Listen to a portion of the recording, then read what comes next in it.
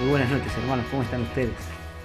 Bueno, de aquí y de nuestro lado, extrañándolos muchísimo, y a su vez valorando el tiempo no solamente que disfrutamos en familia, sino también aprovechar este medio para poder comunicarnos, compartir eh, en otros grupos las peticiones que hay en nuestra vida, en nuestro corazón. Sin duda el Señor está obrando y también tiene el control de toda esta situación, ¿verdad? Esa es la esperanza que tenemos como creyentes. En medio de tanta crisis, en medio de tanta inseguridad, el creyente en Cristo Jesús, nosotros tenemos, tenemos paz. Y eso es lo que nos llena de gozo en este mundo y bueno, poder tener este tiempo para reflexionar en la palabra de Dios eh, nos hace aún más felices, por lo menos a mí, reencontrarnos todos juntos como iglesia a través de este medio. Y el título que le vamos a dar en esta noche a esta reflexión, por el tiempo que estamos pasando, ¿no es cierto? Se nos ha dicho, se nos ha propuesto que hablemos de la oración. Y yo pensaba por ponerlo de alguna manera un título a esta reflexión, es la oración según Pablo. Ustedes saben que el apóstol Pablo fue un gran siervo de Dios, ¿no es cierto? Y creo que una de las más preciosas plegarias que, que se llevó en una de sus cartas fue la de Efesios, ¿no es cierto? En el capítulo 3. Hay dos plegarias muy profundas, muy maravillosas en este libro, en el capítulo 1, en el capítulo del versículo 15 al 23. José los otros días también nos habló de este texto, pero yo quisiera mencionar y reflexionar en el capítulo 3 de Efesios, de esta hermosa plegaria, una de las más sublimes para mi entender de las cartas paulinas que él escribe y realmente nos desafía a todos nosotros, ¿no es cierto?, en cómo orar y de qué manera poder aprender de este hombre de Dios eh, que llegó a escribir y a pedir o a pensar estas cosas tan profundas que a veces a nosotros ni siquiera se nos pasa por la mente y por el corazón. Dice el verso 14 del capítulo 3, por esta causa doblo mis rodillas. Está hablando el apóstol Pablo. Ante el Padre de nuestro Señor Jesucristo, verso 15 dice, de quien toma todo nombre toda familia en los cielos y en la tierra, para que os dé conforme a las riquezas de su gloria, el ser fortalecidos con poder en el hombre interior por su espíritu. Dice verso 17, para que habite Cristo por la fe en vuestros corazones, a fin de que arraigados y cementados en amor, seáis plenamente capaces de comprender con todos los santos cuál sea la anchura, la longitud, la profundidad y la altura, y de conocer el amor de Cristo, que exceda a todo conocimiento, para que seáis llenos de toda la plenitud de Dios. Y aquel que es poderoso para hacer todas las cosas mucho más abundantemente de lo que pedimos o entendemos, según el poder que actúa en nosotros, dice la Biblia, a Él sea la gloria, en la iglesia, en Cristo Jesús, por todas las edades, por los siglos de los siglos. Amén. Qué tremenda oración, qué tremenda plegaria que el apóstol Pablo deja plasmado aquí en este libro. Y dice, comenzando, ¿no? Por esta causa doblo mis rodillas. Y la pregunta es, ¿por qué causa? ¿Cuál es la causa? Bueno, la causa era lo que venía diciendo en el contexto, en los versículos anteriores, diciéndolo a los hermanos de Éfeso, que eran en otro tiempo, por ejemplo, como dice en el capítulo 2, verso 12, dice, en aquel tiempo estabais sin Cristo, alejados de la ciudadanía de Israel y ajenos a los pactos de la promesa, sin esperanza y sin Dios en el mundo, dice el verso 13, pero ahora en Cristo Jesús, vosotros que en otro tiempo estabais lejos, habéis sido hechos cercanos por la sangre de Cristo. Esta era la nueva realidad de los hermanos de Éfeso. Esta era la nueva esfera en la cual se movían. Eran, como dice Juan, ¿no es cierto? Vivían en las tinieblas, pero Dios en su amor los trasladó al reino de la luz.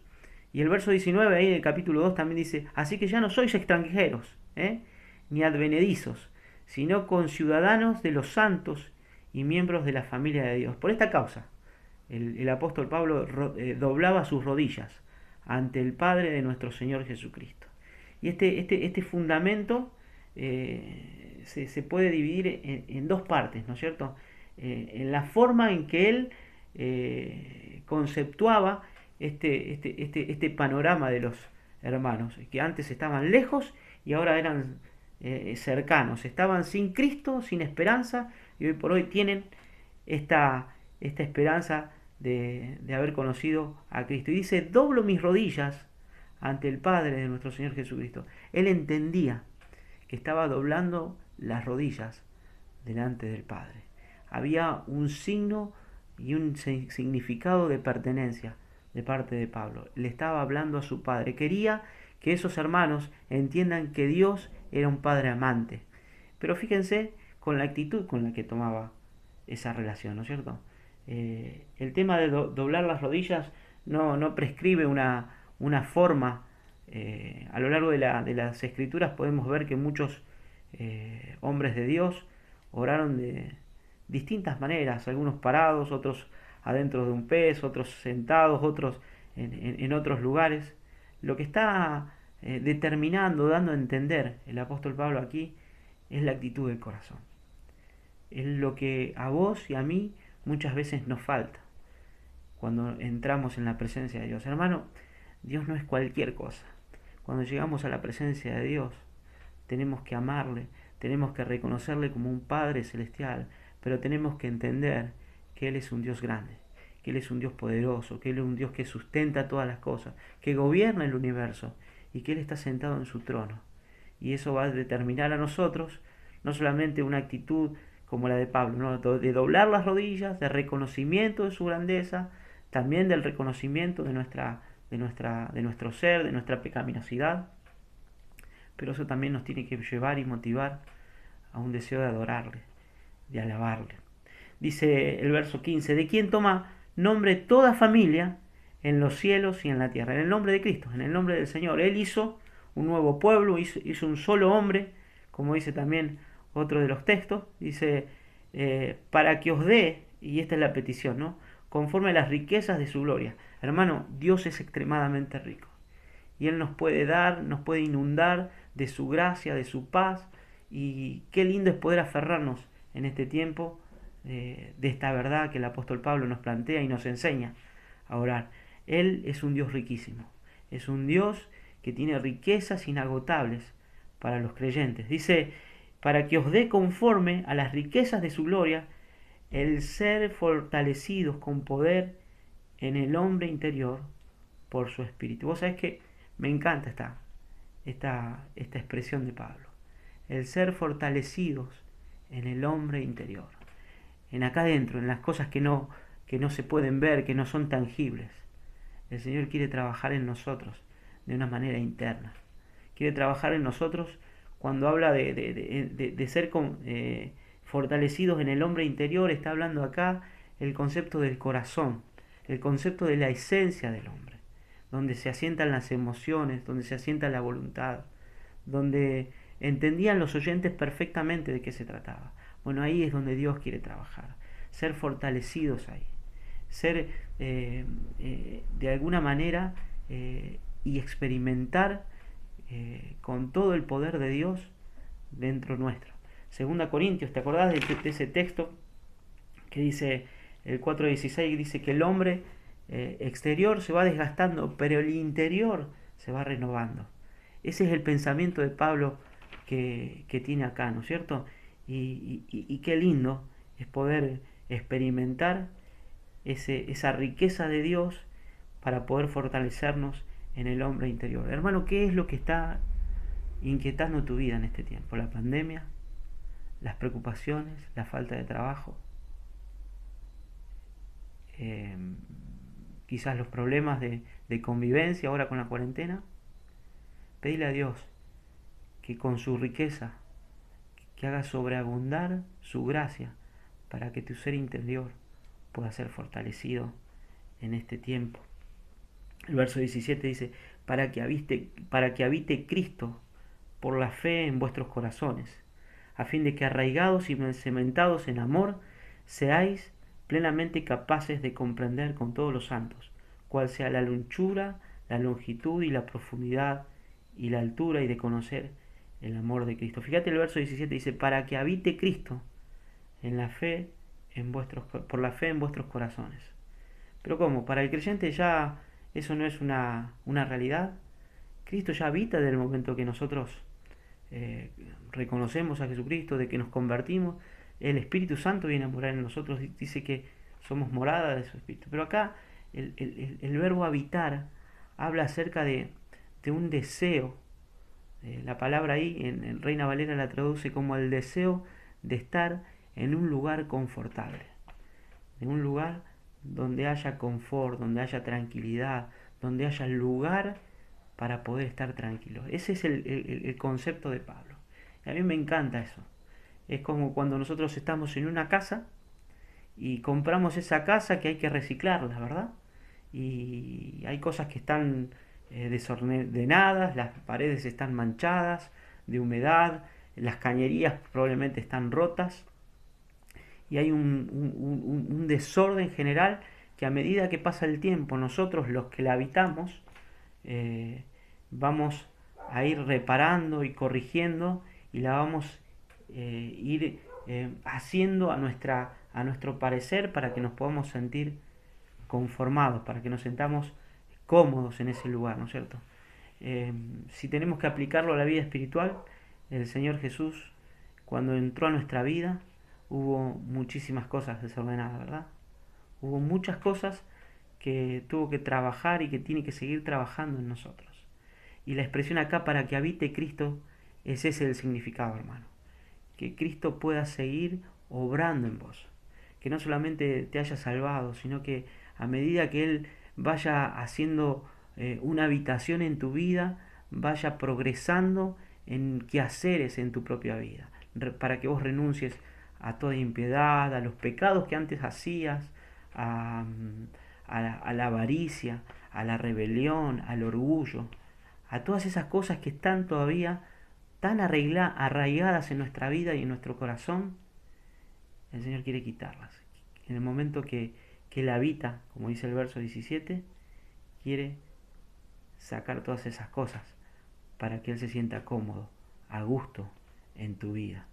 Y el verso 18 dice, y seáis plenamente capaces de comprender. Esto es progresivo. Él se siente cómodo, y a medida que Él se va sintiendo cómodo en nuestra vida, va resolviendo aspectos negativos de nosotros, pecaminosos, nosotros vamos a ser plenamente capaces de comprender, no solos, sino con todos los santos, con toda la iglesia, con todos aquellos que han conocido y que han doblado sus rodillas y le han pedido perdón a este Señor de señores, y han recibido a Jesucristo como único y suficiente Salvador, con todos los santos, cuál sea la anchura, la longitud, la profundidad y la altura, y de conocer el amor de Cristo. Hermanos, por mucho tiempo yo y vos probablemente hemos dicho con una voz casi expresiva y hasta repetitiva muchas veces, que Dios es amor. Hermano, Dios es amor en tu vida. Porque Dios es amor, Él tiene y quiere seguir teniendo planes contigo y llevarlo a cabo. Como cuando Él te salvó, Él quiere seguir experimentando cosas con vos nuevas, porque Él te ama y porque Él me ama, porque Él sigue siendo amor. No es lo mismo repetir esa frase como un loro, que repetirla con todo el corazón y diciendo: Cristo me ama, Dios me ama, y Él va a seguir y no me va a dejar de la misma manera que me encontró. Ese es el amor de Cristo. Y claro, no te lo puedo explicar, el apóstol Pablo no lo puede explicar, dice que excede a todo conocimiento, para que seáis llenos de la plenitud de Dios. Qué tremendo, ¿no? Decíamos que esto es una progresión. Tiene que habitar, tenemos que fortalecernos, perdón, en el hombre interior. Cristo va a habitar y va a estar confortado en nuestra vida, y nosotros vamos a comprender día a día cuál es la magnitud de ese amor, que no se puede explicar con palabras, pero sí se puede experimentar en la vida personal, y que excede a todo conocimiento. Dice, para que seáis llenos de toda la plenitud de Dios. Y esto nos habla, hermanos, acerca de la madurez espiritual. De la madurez espiritual. De ser capaces de comprender la plenitud de Dios. Esa plenitud que no se puede contener, pero sí que podemos vivir y experimentar día a día. Hoy escuchaba en el PFB acerca de el creyente espiritual. El creyente espiritual puede ser espiritual, pero no maduro. Ahora, el creyente maduro no puede ser maduro si no es espiritual. Así que a lo mejor vos podés tener aspectos espirituales, prácticas espirituales, pero acá el apóstol Pablo nos lleva a otra esfera, a otro lugar. Él quiere que nosotros llegamos a entender y a comprender la plenitud de Dios. Ser llenos, dice. Acá la idea está en que Cristo pueda ser parte y pueda controlarlo todo. Y qué lindo es poder decir eso, ¿no? Y no ser controlado por la ira, no ser controlado por la avaricia, no ser controlado por ningún aspecto negativo o pecado que muchas veces nos subyuga. Ser controlado por la plenitud de Dios, porque estamos creciendo, porque estamos madurando en conocerle, en amarle, en servirle y en adorarle. Y el verso 20 termina en una doxología. ¿Sabe lo que es una doxología? Son palabras de alabanza. Eso es lo que significa. Y yo creo que acá hace como un punto y aparte dice, y aquel que es poderoso para hacer todas las cosas mucho más abundantemente de lo que pedimos o entendemos según el poder que actúa en nosotros. Aquel que es poderoso, escucha bien, hermano. Él es poderoso para hacer lo que dijimos y mucho más. Él es poderoso para hacer las cosas mucho más abundantemente. Él puede hacer de tu vida diferente, sí, pero puede hacer mucho más todavía. Él puede hacer de tu vida una vida consagrada, sí, amén, y puede hacer mucho más todavía. Él puede hacer de tu vida una vida que renuncia al pecado, a la impiedad y a darle a que vos vivas y sirvas porque le amás, sí, amén, Él puede hacerlo, pero puede hacer mucho más todavía, según el texto dice, y aquel que es poderoso, porque tiene poder, para hacer todas las cosas mucho más abundantemente de lo que pedimos o entendemos. ¿Cuántas veces le pedimos cosas y Él nos da y nos sobreabunda en ese dar porque nos ama? Dice, a Él sea la gloria en la iglesia, en Cristo Jesús, por todas las edades, por los siglos de los siglos. Amén. Porque en definitiva, hermanos, la gloria es de Él. Él se va a llevar la gloria. Tu vida y mi vida van a ser el reflejo de esa gloria.